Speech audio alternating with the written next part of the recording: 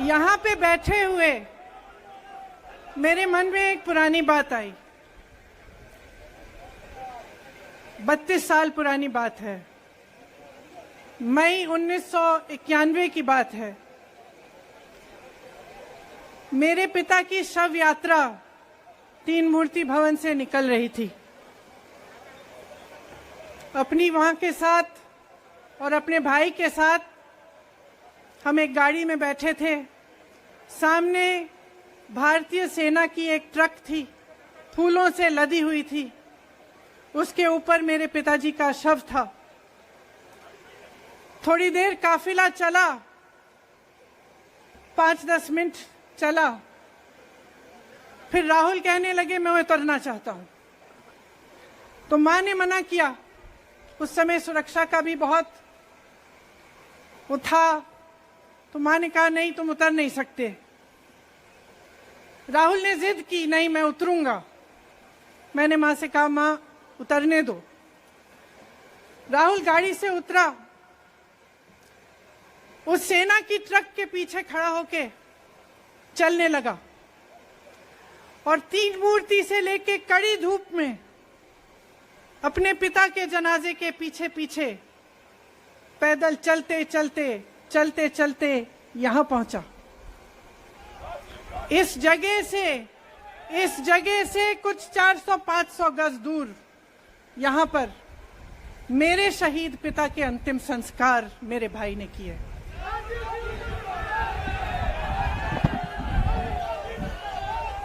सुनिए, वो चित्र मेरे दिमाग में अभी भी है, मेरे मन में है। मेरे पिता का शव इस तिरंगे झंडे में लपेटा गया था। इस तिरंगे के नीचे मेरे पिता का शव था और उसके पीछे चलते चलते मेरा भाई यहां आया। उस शहीद पिता का अपमान भरी संसद में किया जाता है। उस शहीद के बेटे को आप देशद्रोही कहते हैं, आप मीर जाफर कहते हैं, उसकी आप मां का अपमान करते हैं। आपके मंत्री मेरी मां का अपमान भरी संसद में करते हैं। आपके एक मुख्यमंत्री कहते हैं कि राहुल गांधी को पता भी नहीं है कि उनका पिता कौन है। आपके प्रधानमंत्री भरी संसद में खड़े होकर कहते हैं कि ये परिवार नेहरू नाम को इस्तेमाल क्यों नहीं करता। पूरे परिवार का अपमान करते हैं। कश्मीरी पंडित समाज के रिवाज का अपमान करते हैं, जिसके तहत एक बेटा अपने बाप के मरने पर पगड़ी पहनता है, परिवार की परंपरा को आगे बढ़ाता है। लेकिन आप पर कोई मुकदमा नहीं होता। आपको 2 साल की कोई सजा नहीं मिलती। आपको जेल की सजा नहीं मिलती। आपको संसद से कोई बाहर नहीं निकालता। आपको मना नहीं करता कि 8 सालों के लिए आप चुनाव नहीं लड़ सकते। क्यों? मैं पूछना चाहती हूं क्यों? आज तक हम चुप रहे हैं। हमारे परिवार का अपमान करते गए। मेरे भाई ने क्या कहा? संसद में वो मोदी जी के पास गए और उनसे गले लगे। मेरे भाई ने कहा मैं आपसे नफरत नहीं करता हूं, मेरे दिल में आपके लिए कोई नफरत नहीं है। हमारी विचारधारा अलग है, लेकिन हमारी नफरत की विचारधारा नहीं है। तो मैं पूछना चाहती हूं, एक आदमी का कितना अपमान करोगे? कितना अपमान करोगे? क्या यही है इस देश की परंपरा? आप परिवारवादी कहते हैं, तो भगवान राम कौन थे? भगवान राम को वनवास में भेजा गया। उन्होंने अपने परिवार, अपनी धरती के प्रति अपना धर्म निभाया। क्या भगवान राम परिवारवादी थे? क्या पांडव परिवारवादी थे कि वो अपने परिवार की संस्कारों के लिए लड़े? और हमें क्या शर्म आनी चाहिए कि हमारे परिवार के सदस्य शहीद हुए इस देश के लिए, कि इस झंडे में उनका खून है, इस धरती में उनका खून है, इस देश के लोकतंत्र को मेरे परिवार के खून ने सींचा है। और जो सोचता है कि हमें अपमानित करके हमें डराएंगे, हमें धमकाएंगे, जो सोचता है कि तमाम एजेंसियों को लगाकर हम पे छापे मारकर हमसे कुछ भी कर ले, हमें डराएंगे, वो गलत सोचते हैं। हम डरने वाले नहीं हैं। हम और मजबूती से लड़ेंगे।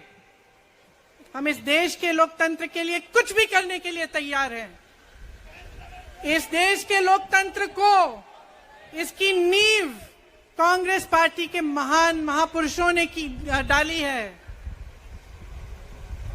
कांग्रेस पार्टी लड़ी इस देश की आजादी के लिए और आज भी इस देश की आजादी के लिए ही लड़ रही है। कभी कभी मैं सोचती हूं, मुझे समझ में नहीं आता कि पब्लिक क्या सोच रही है।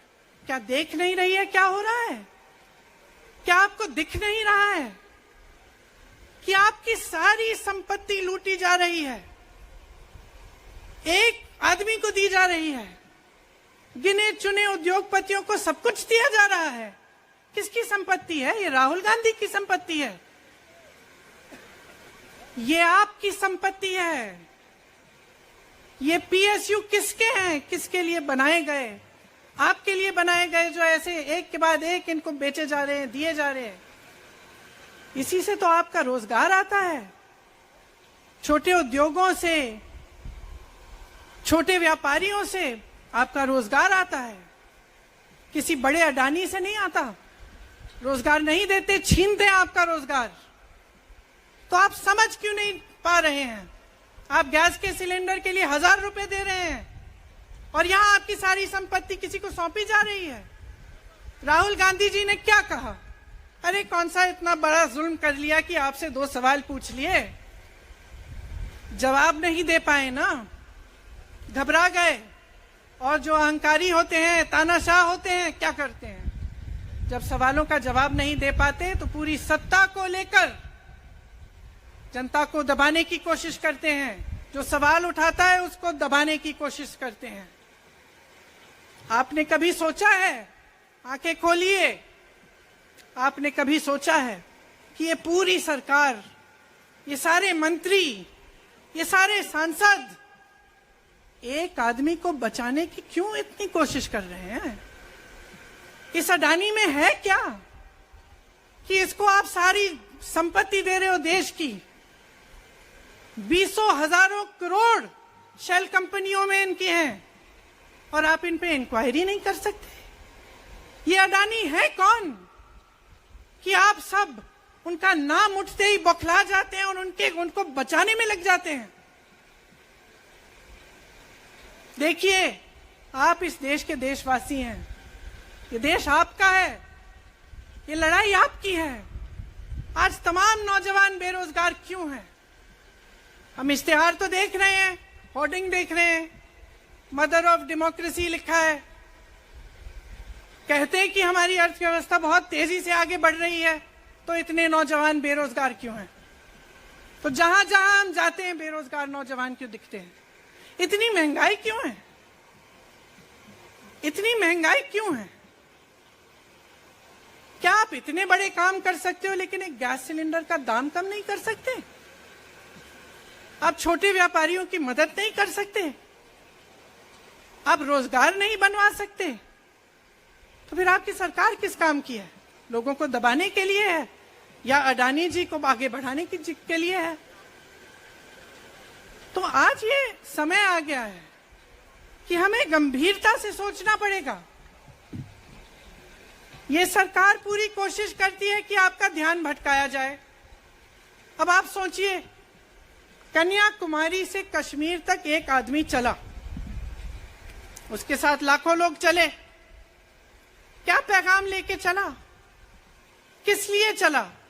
उसके दिल में क्या भावना थी कि लाखों लोग देश भर से उससे जुड़ के चले? समता एकता की भावना थी। आज आपके सारी मीडिया, आपके सारे मंत्री, आपके सारे सांसद, आपके सारे कार्यकर्ता कह रहे हैं कि राहुल जी ने विदेश जाकर देश का अपमान किया, राहुल जी ने एक वर्ग का अपमान किया। क्या एक आदमी जो कन्याकुमारी से लेकर 5000 किलोमीटर कश्मीर तक चल के ये रोज रोज कहता है कि इस देश को एक होना चाहिए, सबको समान दृष्टि से देखना चाहिए, क्या ये आदमी देश का अपमान कर सकता है? क्या ये आदमी एक वर्ग का अपमान कर सकता है? तो ये आदमी क्या कर रहा है? ये आपकी आवाज उठा रहा है। ये क्या कह रहा है? कह रहा है कि गरीबों को अपना हक दो, नौजवानों को अपना हक दो, महिलाओं को अपना हक दो। यही तो कह रहा है। और हक क्या है? हक ये है कि जो आपका है वो आपके हाथों में जाना चाहिए, किसी बड़े उद्योगपति के हाथ में नहीं, जो प्रधानमंत्री जी के मित्र हैं। ये है आपका हक। उसी हक की लड़ाई लड़ रहा है। तो आप समझिए, ये एक इंसान की बात नहीं है, ये एक राहुल गांधी की बात नहीं है, ये पूरे देश की बात है। जब हम कहते हैं लोकतंत्र को बचाना है, तो हम किस बात की को बचाने की कह रहे हैं? क्या कह रहे हैं हम? लोकतंत्र क्या होता है? खुल के जवाब मांगो, सवाल उठाओ। यही तो लोकतंत्र है कि आपको कोई आपत्ति है, कोई समस्या है, आप किसी के पास जाकर अपना हक मांग सकते हैं। आप कह सकते हैं, भाई हमारे लिए ये क्यों नहीं किया, इतनी महंगाई क्यों है, हमारे लिए रोजगार क्यों नहीं बनाए। लेकिन आज यही हक आपसे छीना जा रहा है और आपका ध्यान इधर उधर भटकाया जाता है और इतनी चीजों को फैलाया जाता है जो सच नहीं है, झूठों को फैलाया जाता है। आप सोचिए, राहुल गांधी दुनिया के सबसे बड़े जो शिक्षा के संस्थान है वहां से पढ़ के आए हैं। हार्वर्ड और कैम्ब्रिज की उनकी डिग्री है। कैम्ब्रिज से उन्होंने इकोनॉमिक्स में मास्टर्स डिग्री, एमफिल डिग्री उनको मिली। आप उसको पप्पू बनाते हैं। पूरे देश भर में आपकी सहायता के साथ मेरे मीडिया के दोस्तों, डिग्री आपने देखी नहीं, सच्चाई आपने देखा नहीं, उनको पप्पू बना दिया। फिर पता चला कि ये पप्पू तो यात्रा में निकल आया और पता चला कि ये तो पप्पू है ही नहीं। इसके साथ तो लाखों लोग चल रहे हैं। ये ईमानदार भी है, ये सब बातों को समझता भी है, ये जनता के बीच जा रहा है, जनता की समस्याओं को सुन रहा है, तो जनता इसके साथ चली जा रही है। तो घबरा गए कि राहुल गांधी ने संसद में वो सवाल उठाए जिनका उनके पास जवाब नहीं है।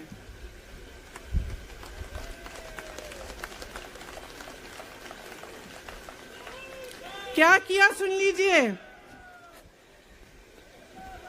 एक तरफ से हंसी भी आती है कि एक आदमी को रोकने के लिए इतना सारा करना पड़ा।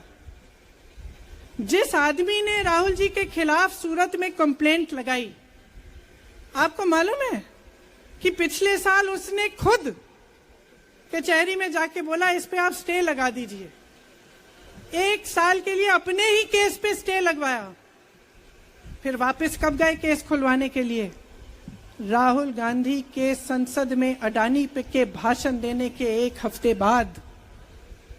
1 हफ्ते बाद वो आदमी वापस जाता है, कहता है केस खोल दी, सुन लीजिए, अब हम तैयार हैं।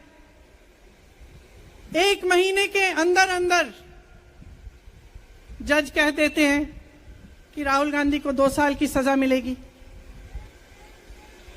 आपने देखा इस देश में कितने केस हैं कि जेल में 10 साल के लिए पड़े रहते हैं, उनकी सुनवाई नहीं होती। ये तो सुनवाई भी फट से हो गई, जजमेंट भी फट से हो गई, सजा भी फट से हो गई। और आपने कह दिया अगले दिन कि 8 सालों के लिए ये चुनाव नहीं लड़ सकते, संसद से बाहर कर देंगे इनको। वाह वाह। वाह वाह वाह वाह, बहुत धैर्य है आप में। अरे कायर हैं, कायर है इस देश का प्रधानमंत्री। लगा दो केस मुझ पर, लगा दो केस मुझ पर, जेल ले जाओ मुझे भी, लेकिन सच्चाई ये है कि इस देश का प्रधानमंत्री कायर है।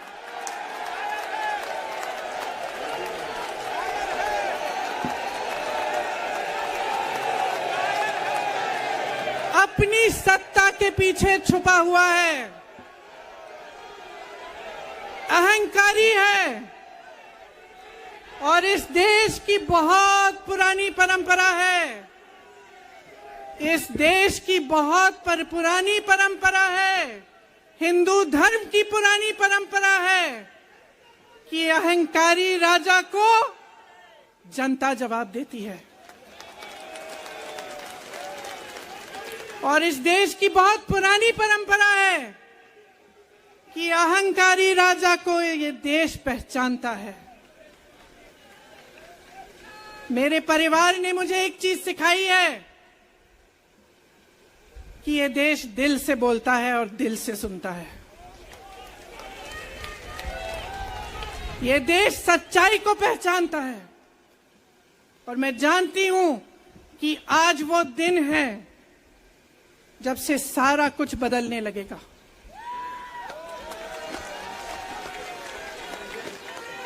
मेरे मीडिया के साथियों, मैं आपसे कहना चाहती हूं, बहुत हो गया है, बहुत हो गया है।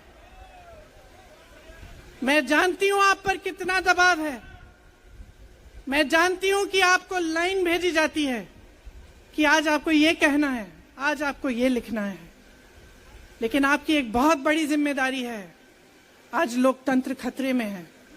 अगर सरकार सवाल उठाने वाले को 8 सालों के लिए संसद से निकाल सकती है, अगर कह सकती है कि तुम्हें चुनाव लड़ने की ही इजाजत नहीं है, तो बहुत गड़बड़ है, बहुत गलत हो रहा है, और ये लोकतंत्र के लिए ठीक नहीं है, ये इस देश के लिए ठीक नहीं है। जब आप पत्रकार बने, शुरू में जब आप काम के लिए आए, तो आपके दिल में भी ये होगी बात कि देश के लिए मैं सच्चाई बोलूंगा, मैं सच्चाई बोलूंगी। आज आप बोल नहीं पा रहे हैं, हिम्मत करिए, खड़े हो जाइए आप भी। और जैसे खड़गे जी ने कहा कि तमाम पार्टियों ने आज अपनी आवाज उठाई है, उनका हम सब धन्यवाद देते हैं। और हम सबको एक होना पड़ेगा, इसलिए होना पड़ेगा क्योंकि आज ये देश खतरे में है। आज इस देश की सारी संपत्ति एक आदमी को सौंपी जा रही है, और उस आदमी को बचाने के लिए पूरी सरकार खड़ी हो जाती है। बहुत गलत हो रहा है। अगर आज मेरे भाइयों और बहनों आप इसको पहचान नहीं पाएंगे तो इस देश को बहुत खतरे में डाल देंगे। इसीलिए यहां खड़े हुए महात्मा गांधी जी की समाधि के कुछ ही गज दूर खड़े हुए मैं आपको याद दिलाती हूं कि कितनों ने इस देश के लिए अपना खून बहाया है, कितनों ने इस देश की धरती, इस देश की आजादी के लिए अपना खून बहाया है। ये अफसर हैं यहाँ तैनात खड़े हैं, इसी तरह से इनके भाई सरहद पे खड़े होते हैं हमारे लिए, आज भी अपना खून बहा रहे हैं। क्या इसके लिए, क्या अडानी जी के लिए, कि अपने देश के किसान के लिए, अपने देश के गरीब के लिए, अपने देश के छोटे व्यापारियों के लिए, महिलाओं के लिए, अपने बच्चों के भविष्य के लिए हम सब अपनी जान देने के लिए तैयार हैं। तो मैं आपसे आग्रह करती हूं, मेरे देशवासियों, आंखें खोल लो, समय आ गया है, डरो मत। राहुल गांधी के शब्दों में डरो मत, इनका सामना करने का समय आ गया है। एकजुट हो जाओ, सामना करो, इस देश की सच्चाई को उभारो, इस देश की एकता को बनाए रखो और इस देश को आगे बढ़ाओ। जय हिंद, जय हिंद, जय हिंद।